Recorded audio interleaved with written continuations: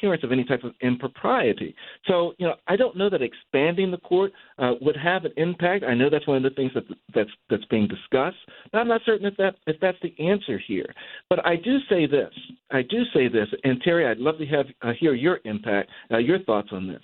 When we're looking at the current makeup of the Supreme Court, the U.S. Supreme Court now, and we think about this Christian nationalism philosophy that seems to be running through it. And the Christian nationalism philosophy, as I understand it, is one that says that, basically the faith of the United States is Christianity, and we're going to force this on all of our citizens through our opinions. When they start with that, then you start looking at what they did with the Dobbs decision. You start looking at how the lower court even operated in the Alabama IVF decision. And, the whole voting rights, all of that, it all starts to sort of line up with regards to what this Supreme Court has now teed up, because they've teed up an environment where people don't trust the court. And as a result, they have the lowest approvability rating in its history. And so the question sort of becomes, Terry, we're looking at all of this. How do we respond to this? And I'm going to tell you, in my belief, Barbara and Terry, wrapped within all of that is this Project 2025 that they're talking about. That's right. Even more dominant Christian nationality control. Yeah. Terry, where am I wrong? But before you answer that, Daryl, I just want to make one thing clear to our audience. They're saying that, we are a nation that has, separation of church and state, allegedly. And they're saying that under Christian nationalism, that we should be guided by by Christian principles. But be very clear, people, they're talking about conservative, almost anti-Christian principles, because they're not talking about feeding no hungry. They're not talking about sheltering the homeless. They're not talking about the things that Christ cared about. They're talking about controlling women and their reproduction. They're talking about racism, white supremacist notions about who is superior to whom. They have some really horrible far-right extremist views. And this is not the Christianity that most people go to church to celebrate every Sunday. I'm sorry, Terry. I had to reel myself in. Okay, back to Daryl's question to you. I mean, Barbara, you're exactly right. The Christians that I hang out with, are nowhere near the frankly hate-filled and authoritarian Christian nationalist ideology. And where all this lines up, there's a fascinating study that was recently released by the National Partnership for Women and Families. Yeah. And what it does is it ties together the recent attacks on voting rights, starting in 2013 with the Shelby decision that begins to hack away at the Voting Rights Act. And the most recent, I think it's Anderson is the most recent decision that really is putting nails in the coffin of the Voting Rights Act of 1965. So they're looking at that, and they're looking at the Dobbs decision that overturns Roe versus Wade. And what they're pointing out is that if you look at the states with the most restrictive voter suppression laws. These are laws that have come roaring out of the woodwork after the 2013 Shelby anti-voting decision that the Supreme Court put down. So you look at the restrictive anti-voting states, and then you look at the states that have restricted abortion care and really passed what are absolutely forced birth policies in those states. They line up. The states with the most restrictive, in general, the most restrictive voting provisions, the highest barriers to voting, those are the same states with the most restrictive bans on abortion care in this country. And just to play out what that looks like in real life.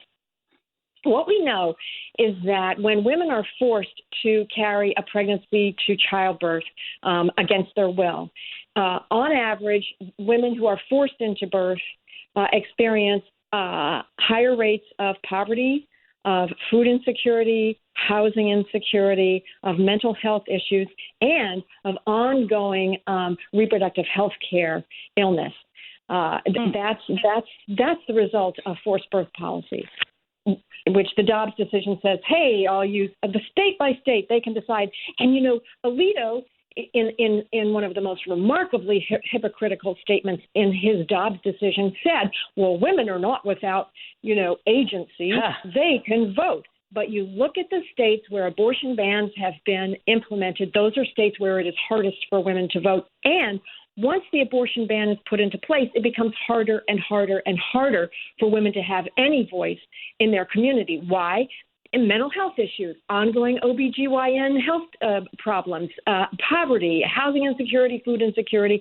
All of those things are hard enough to endure, but they are also barriers to civic engagement.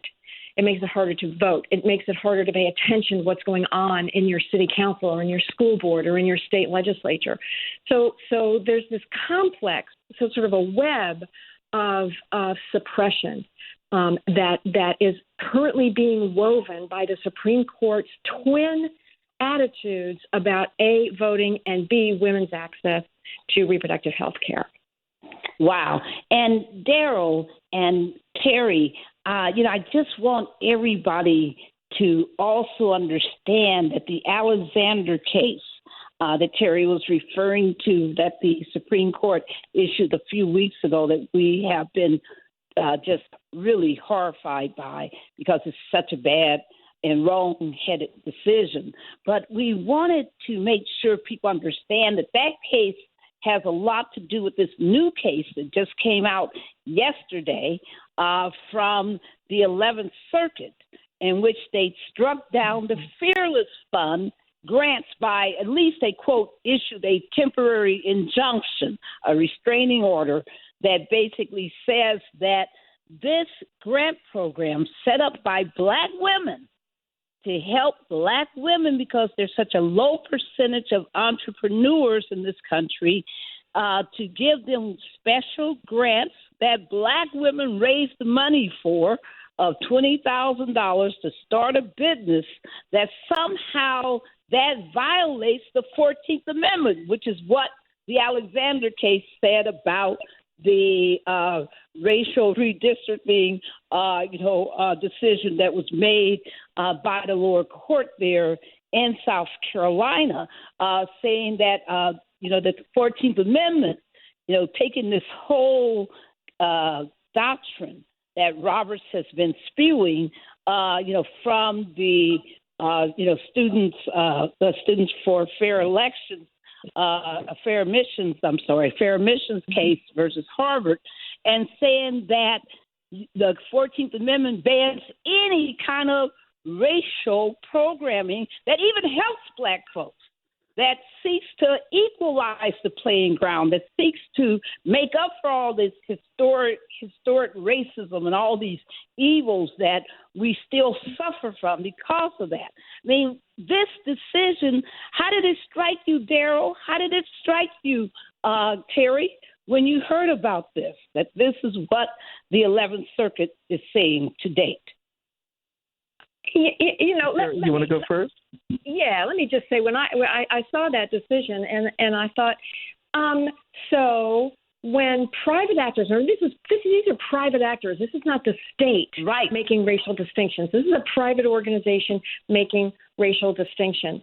And when they try to do something good for women of color, that gets smacked down. But when state legislatures do something, and I should have said earlier, these abortion bans, these restrictions on women's access to health very disproportionately harm women of color, and in state after state. So when the state does something to harm Black women, that's okay. But when a private enterprise tries to do something to help Black women, that gets struck down by the federal courts. This is what tells us that the federal courts can't be trusted. You think the Supreme Court is not trusted? It is not trustworthy, in my opinion. All right, now, Daryl. Oh, I'm just going to put an exclamation point on what Terry just said. My goodness, you can't say it any clearer than that. I think the whole thing to me comes down to the Equal Protection Clause, right? And what happens is that a clause that we believe to be embedded in the amendment to help equalize things for those that were disadvantaged, the African American and the voters of color, is now being turned from a shield to a sword to attack them, so that it can't be used in that way. Yeah. And that's what I find most problematic about this. And as Terry so eloquently stated, you can't trust the Supreme Court on issues of equality right now, and or anything dealing with any of the voting rights at this point in time. You don't want to put it in the hands of this court based on what they've shown you that they will do. So, Barbara, that's my read on it. I think it's incredible that you start telling me as a private person with my private money who I can give it to. And what standards I have to give somebody my money. Come on now. But these white supremacists don't want black people advancing. They don't want black people to have real equality. They still think that whites are superior and should have everything. I just want also for people, when we were talking about the court reform, the only option out there isn't just expanding the court. There's a lot of good focus that we'll talk more about, especially during our national teletown hall on June the 24th at 7 o'clock p.m. Mark your calendars. We'll be talking about it more. There'll be more information on our website at tjcoalition.org. We're going to be talking about the other options, such as term limits, which is a real viable one that we should be definitely looking at. But also we got to keep this whole federal court from going MAGA, which is what we're seeing with the 11th Circuit. And we have all these MAGA state attorney generals out there causing problems. There's so much to talk about, but our show is coming to an end. Woo! Let me give it to you, Daryl, and take us home.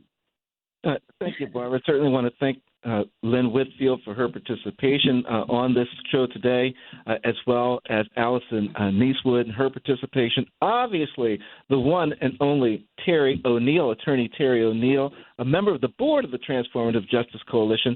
We're always appreciative to have Terry, you on the show and the perspective that you bring. Folks, June 24th, we will be having our next Teletown Hall. We encourage everyone to follow us on Facebook. Follow Barbara Arnwine on X, or now formerly known as Twitter, at Barb73. You can follow me on Twitter, or formerly known as X as at free, the letter D, free to vote Daryl, at free to vote Daryl. Folks, until next Tuesday, noon, Eastern Standard Time, get off the sidewalk, get onto the streets, and take it home. Folks, yes, we appreciate you being there. Come on, Barbara. Yes, and folks, big shout out to Christine Wood and DFAT. Be sure to join us on June 13th. Go to tjcoalition.org and sign up to be part of the John Lewis Voting Rights Day of Action. We are the future. We are the ones who control what this country shall be. They cannot stop us. We are unstoppable. Don't you dare ever put your head down. Keep it raised up and keep inspired by John Lewis and all of the other greats. Thank you. Peace, everybody. Peace.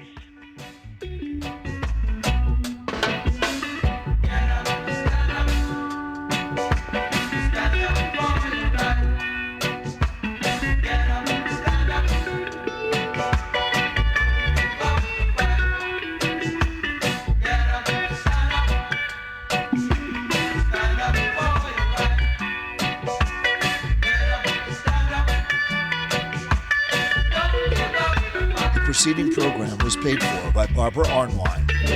I had an important job. And it wasn't just a job, it was keeping my brothers and sisters safe. And coming back, it felt like kind of thrown away. It's like, you're useless. We don't really have a need for you now because you can't really do anything for us. That's the way I felt. If it hadn't been for Wounded Warrior Project, I honestly don't know if I would be here.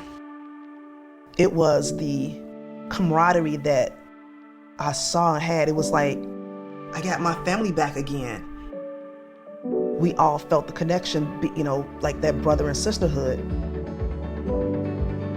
See how Wounded Warrior Project empowers women veterans like Donna by visiting woundedwarriorproject.org/empowerwomenvets.